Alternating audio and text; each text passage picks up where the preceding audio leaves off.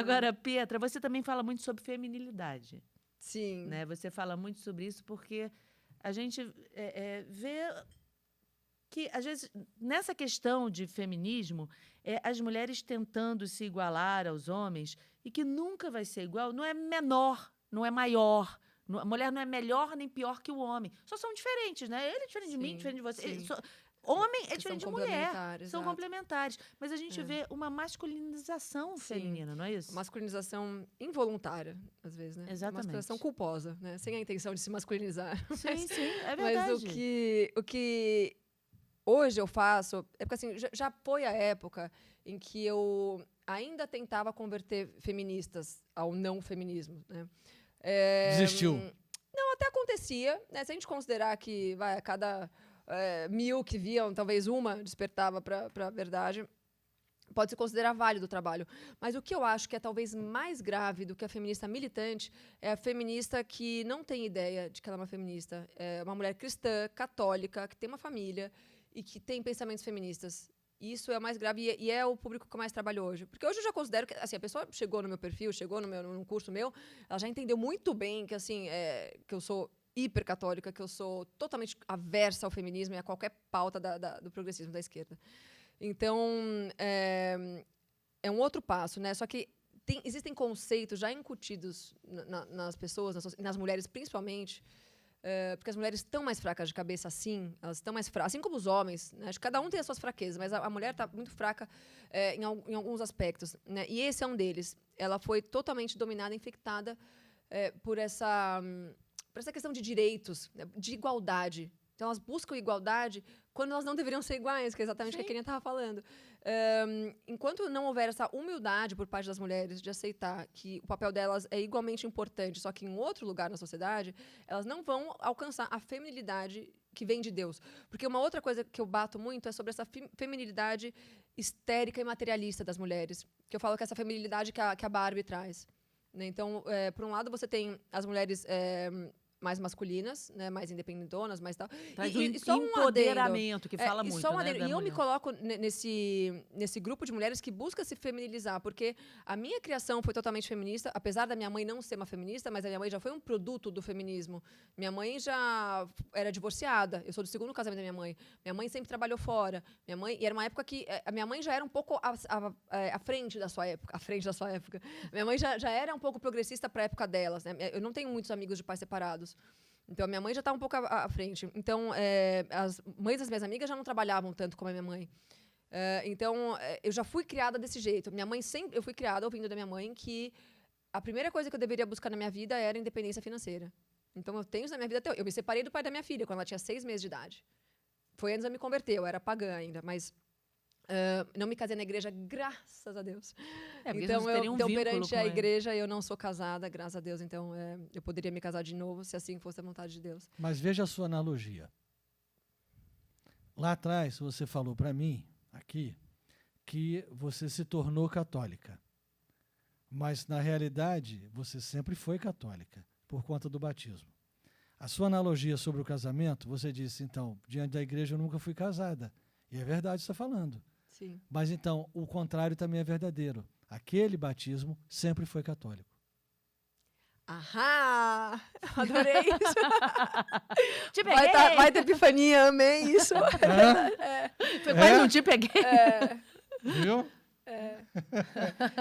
Mas... É ou não é? Não, mas principalmente porque eu não casei na igreja mesmo. Não, eu digo isso assim, como uma concepção geral, Sim. não estou nem falando do seu caso específico. Sim, porque o protestante considera que eu fui. O protestante considera Claro. que qualquer manifestação pública de casamento vale como um casamento. Não, é diferença porque não tem um sacramento. Mas vamos separar mas nem casamento isso de matrimônio. Ai, que lindo isso. Casamento é uma coisa, matrimônio é outra. É porque a gente está falando do sacramento. Estamos falando de sacramento. Sim. Então, assim, mas a razão do que eu estou tocando tanto na história do batizado é porque hoje nós temos muita gente batizada andando pela face da terra e que, por algum motivo, descambou. Mas tem que voltar para onde é a sua raiz. Aquela raiz que você tem e sempre teve. Da mesma forma que você afirma que não fui casada na igreja, graças a Deus, então não sou casada diante de Deus. Você fez a analogia correta. Não foi casada diante de Deus, mas foi batizada diante de Deus. na Igreja Católica. Então, era católica. Se serve para o casamento, serve para o entendendo? batismo, né? É disso que eu estou falando, porque você fala também Sim. para muita gente. Sim. Então, é o resgate dessas pessoas dizendo, amigo, acorda, pelo amor de Deus, você foi batizado. Você não precisa ir em Jerusalém para ser batizado de novo por uma igreja protestante ou por uma igreja qualquer. Você tem um sacramento que age por si só. Ele imprime caráter, portanto, você é católico. Volta para o seio de onde você nunca devia ter saído. E é bom dizer que os católicos, quando vão a Jerusalém... Sim. É isso. E tem aquela cerimônia no Rio Jordão, não é um rebatismo, não existe rebatismo. O Padre Mateus deixou isso muito isso claro aí. pra gente. Você é fazer memória de um ato, é uma cerimônia, mas o que aconteceu, aconteceu. Né? Não é um rebatismo. Não tem como voltar. E no nosso Padre Mateus aqui não fez uma coisa muito legal, porque 1 ou 2 dias antes eu tinha contado para ele do meu histórico no New Age, né, espírita e tal. Macumbista, né? Eu chamo macumbista. Aí, no dia que a gente foi no Rio de Jordão, ele explicou, ele falou, gente, não é um novo batismo, isso aqui é uma bênção e tal. E aí ele aproveitou para fazer um exorcismo geral. E aí, no meio do bolo, ele colocou livra de todo espiritismo, de todo não sei o quê, de toda prática New Ocultismo. Age. E aí eu senti, assim, foi muito para mim, assim, sabe? Foi muito legal da parte Mas dele. voltando, você disse que se separou do pai da sua filha, da qual você não era casada na Não igreja, era. graças a Deus. Graças e aí? a Deus. Então, assim, a minha criação progressista / feminista da minha mãe já teve essas consequências na minha vida muito fortes, né? Hoje a minha vida é uma consequência. Eu ser separada do pai da minha filha é uma consequência disso. Eu ter entrado tarde na minha vida espiritual é uma consequência disso. Então, aí que mora o maior perigo. Porque a militante feminista, a que pinta o cabelo de azul, engorda 70 quilos e tatua Frida Kahlo e vai pra Paulista tirar o sutiã, essa aí, tipo assim, ela sabe o que ela tá fazendo. Tá errado, mas ela tá fazendo o errado consciente. Né, de que ela quer aquilo ali. Agora, quando o feminismo adentra as famílias, é o que eu falo que acontece, e não falo assim no sentido, não é um coitadismo meu, mas assim, poxa, imagina se eu não tivesse tido feminismo na minha vida, na minha família, ou na minha mãe. É claro que eu me responsabilizo por tudo que eu fiz na minha vida, por ter, sei lá, por não ter casado direito na igreja, por não ter tido um matrimônio, por não ter construído uma família como Deus gostaria que fosse. Eu me responsabilizo por tudo isso. Só que, ao mesmo tempo, eu não tinha essa informação. A minha mãe não tinha essa informação. Então, o que ela me passou foi o que ela acreditava que era verdade. E a verdade que ela tinha era do mundo progressista que ela já vivia. Né? A minha mãe bebeu direto na fonte da Revolução Sexual. Né? Minha mãe é de 53. Então, ela era adolescente exatamente na década de final dos anos 60, 70. Então, isso refletiu diretamente na minha vida. Então, assim, quando você desmente, né, essas mentiras, quando você faz as pessoas enxergarem que essas ideologias, os valores do feminismo estão completamente errados, deturpados e são do demônio, elas começam a entender que aquilo, se você abrir uma frestinha assim na sua vida, você pode causar um desastre, entendeu? Não estou falando que a minha vida é desastrosa, longe disso, pelo amor de Deus, eu amo a minha vida. Mas, assim, você entende que poderia ter sido diferente? Eu poderia ter casado cedo, eu poderia hoje estar com... Eu tenho uma amiga que tem, acho que 1 ano a mais que eu, ela está no 6º filho. Era meu sonho da minha vida isso, entendeu? Eu teria casado, tipo, com 19 anos, com 20 anos, se eu tivesse essa consciência hoje. Só que não, tem que viajar. Bom, eu morei em 5 países. Tem que aproveitar. Porque era essa cabeça. Minha mãe falava... claro, minha mãe é maravilhosa, minha mãe é a melhor coisa do mundo, assim, mas ela. Não, a gente tá tem entendendo que esses você não tá conceitos. falando mal da claro sua não. mãe, você tá analisando e ela fez um a melhor das contexto. boas Sim. intenções. E ela fez querendo. Porque eram os valores o bem. dela, claro. Então, assim, tem que viajar, tem que estudar fora, tem que conhecer. Então, realmente, eu era muito. Com 20 anos de idade, eu era super independente. Independente financeiramente, já tinha morado em 5 países, falava, não sei o quê, já trabalhava, já fazia tudo na minha vida. E tinha um namorado, meu primeiro namorado, eu tive com 19 anos. E eu poderia ter casado tranquilamente com ele naquela época, se eu não tivesse a cabeça progressista que eu tinha, mesmo sem saber o que era progressismo. Então, assim, é aí que mora o perigo. Como eu estava falando, a militante feminista, ela sabe muito bem o que vai acontecer na vida dela. Ela está pagando para ver, ela sabe. Agora, as pessoas que são, tipo, vítimas da ideologia é que eu acho que são as mais prejudicadas. Porque não sabem. E não vão Não sabe. analisando e vão levando a vida dessa maneira. Exato. Né? Porque o mundo é assim, se você não tem uma fé muito, muito embasada, né? Se você não tem um apoio da igreja, se você não tem pessoas próximas a você que congregam. Né? E a gente vê muito também hoje em dia uma desconstrução do feminismo como uma desconstrução do masculino também. Homens muito fragilizados, Sim. né? Homens muito... Sim.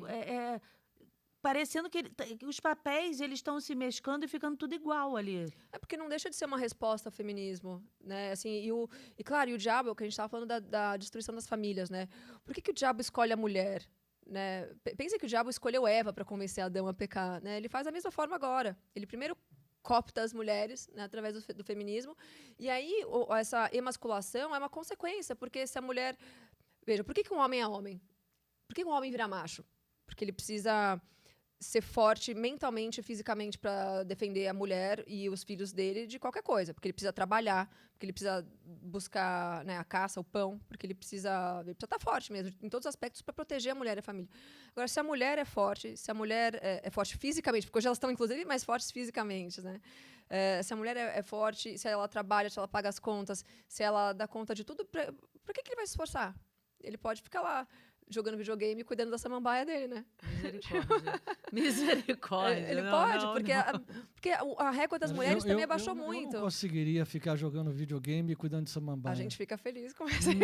Pois Mas de jeito nenhum. Não, graças Pelo a Deus eu não contrário. conheço esses caras também, mas eu sei que eles Deus me existem. livre. Aí o metrosexual que entra, aí O compete. metrosexual é uma coisa terrível. Aí compete com a uma mulher, coi- quem é que tem a é. sobrancelha mais no lugar, quem é que tem o cabelo mais no lugar, quem é que...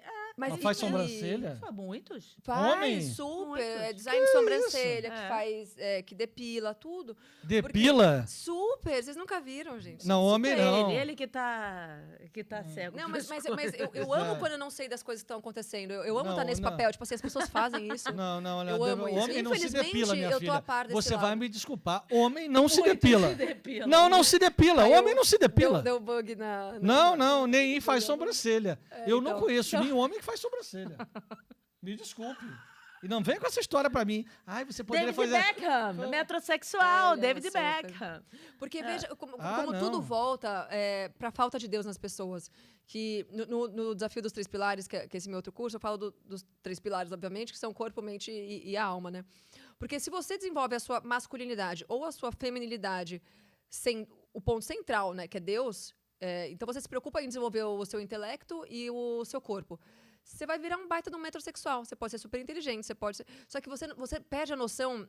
Porque aí entram as virtudes também da fé. Né? Você não tem a temperança, você não tem várias coisas, você não tem o discernimento, a prudência, né, que vão fazer com que você saiba alguns limites. Então, o cara vai virar um marombado de academia, que vai começar a usar um monte de roupa colada, um monte de logotipo de marca, e Gucci, Dolce & Gabbana, que é uma coisa que homem cara, devia dar cadeia, né? Homem usar logotipo. Eu E aí- concordo com você, horrível. Homem, não dá, né? Eu acho assim, um horroroso. metrosexual total, assim, o cara fortão, também logotipado, dirigindo, sei lá, uma Lamborghini. Mas, cara, você fala assim, cara, onde vai isso aí? É um E aí, outdoor ambulante. é um mesmo. outdoor ambulante, e tudo pela Não, vaidade. outro porque dia não eu vi tem um cara Deus. falando um negócio muito legal, que ele falou que eu não vou patrocinar a Lamborghini, não. Ao invés de ele falar, eu não vou comprar uma, eu não sou patrocinador dessa marca, não. Perfeito, Eu perfeito. não sou patrocinador disso, daquilo. Mas às vezes a Não, gente vê. porque Os a caras gente... todos, é sapato, Louis Vuitton, cinto Louis Vuitton, E tá a uma faixa do febre Louis isso, né? Vuitton. Começou no movimento LGBT e hoje os homens, teoricamente héteros, estão fazendo isso. Então é meio bizarro, mas por que eu tava falando de Deus? Porque a beleza é uma coisa que vem de Deus. Deus deseja a beleza. Deus deseja que homens sejam fortes, belo sejam... atrai, sim. né, o belo, né? E Deus deseja que as mulheres sejam femininas e sejam Mas belas. sem fazer e modestas. sobrancelha, né? O homem, sim, por favor, né? É. Mas Deus As deseja mulheres- Deus não deseja a brutalidade, mas ele deseja a violência masculina. Você entende? Claro. E para a mulher é a mesma coisa, porque a mulher, quando busca a beleza sem ter Deus, ela começa aí com o short, vocês sabem aonde, para academia, fica, né, com aquele corpo de paniquete. Não, o problema Nada contra as não paniquetes, é, né? o Não quero- problema não é que vai para academia, o problema é que vai para missa. Aí é um outro, sim. Então, exige... Então, por que eu... De novo, voltando, a mesma coisa. Por que eu tô falando hoje sobre essas coisas? Porque aí você chega na missa, você vê uma menina super bem intencionada, você vê eu conheci há pouco tempo uma menina... Vou dar esse exemplo. Uma menina de 14 anos veio pedir para tirar foto comigo, super fã, tá, uma graça.